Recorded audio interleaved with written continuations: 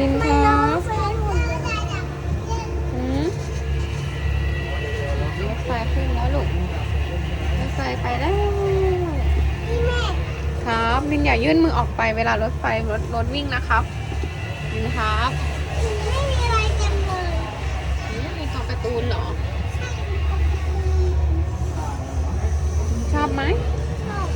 นี่อยากเล่นนี้ไงได้เดี๋ยวรถไฟกลับมาพาแม่พาเล่นโอเคไหมครับ